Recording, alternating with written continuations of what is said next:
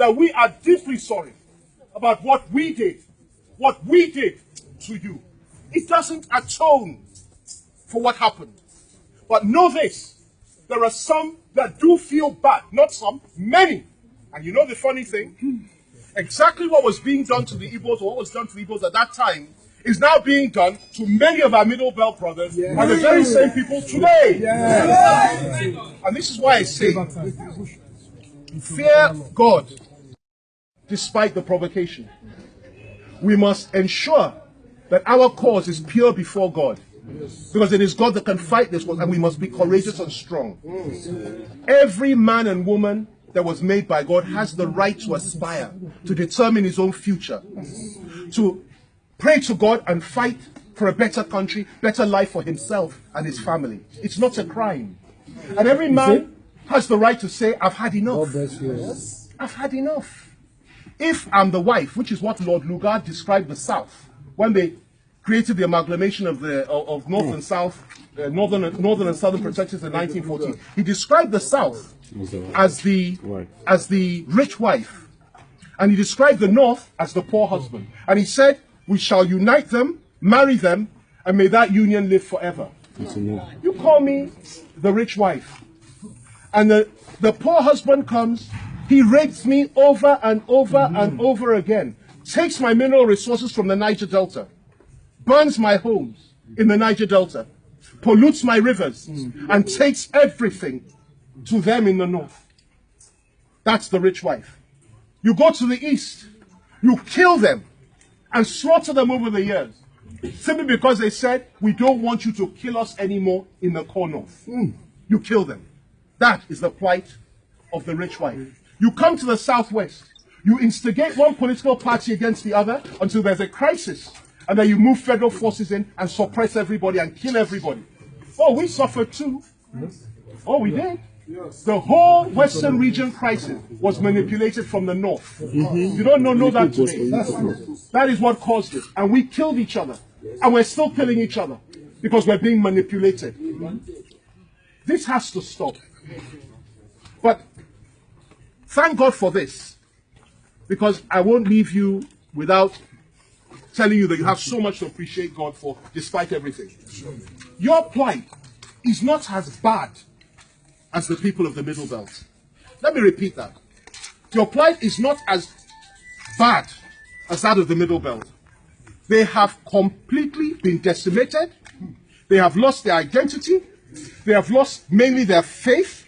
They have lost their strength. They speak a foreign language which is not theirs, which is Hausa. They dress like the Hausa man. They have lost their cultural heritage. They don't even know who they are anymore. The Hausas don't even know that they had a history before the Fulani came.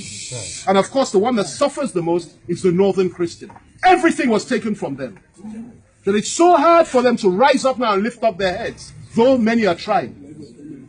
But the Igbo, despite what you have been through, you have refused to bow your heads in shame. That is why the whole IPOB dream, the resurrection of that aspiration, has come to fore, especially since Buhari came to power. There is nothing that is happening today that Nnamdi Kanu did not prophesy and predict in 2014. It's happening before our very eyes. And since then, many of your people have been killed. As a human being and as a Nigerian, and as a man that believes that justice is a fundamental prerequisite to peace, I implore President Buhari and the federal government of Nigeria to please enter dialogue with IPOB and the people of the East. And if anybody tells him that IPOB is not the heartbeat of Eastern Nigeria today, that person is a liar. IPOB is the strength of the East. Without the IPOB agitation, the cry for restructuring from all our elders, every single one of them,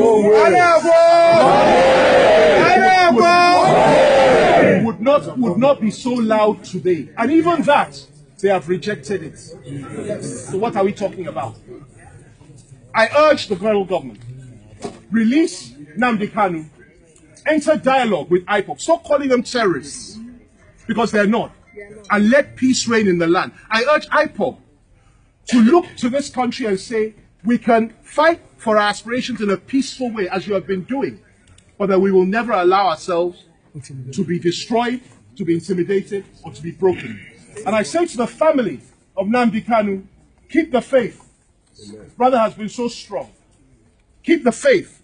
His sister, who's sitting right here, has been an inspiration. I say keep the faith. Because what your brother is going through, many others in history have been through it.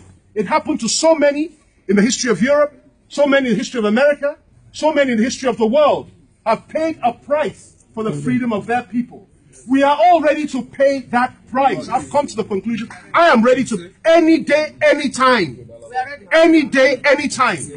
I am ready to pay that price. He's paying that price. And we've all paid a price.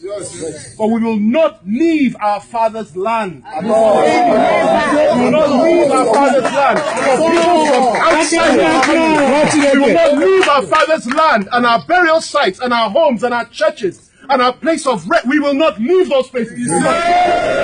Worshipping cows, I want to graze their cows and take our land and rape our women and take all that is ours and touch our faith. We will never accept that. No, let me say this. I commend your cause and each and every one of you. And indeed the people, the great and proud people of the Igbo nation, Indibo, I commend you into the hands of the living God.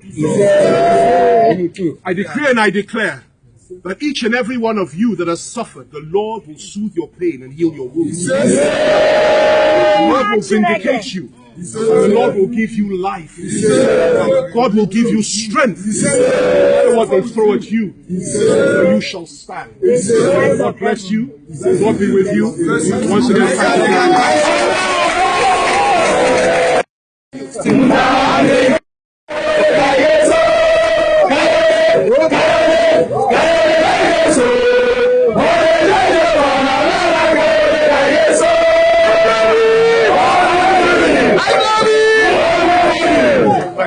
We are working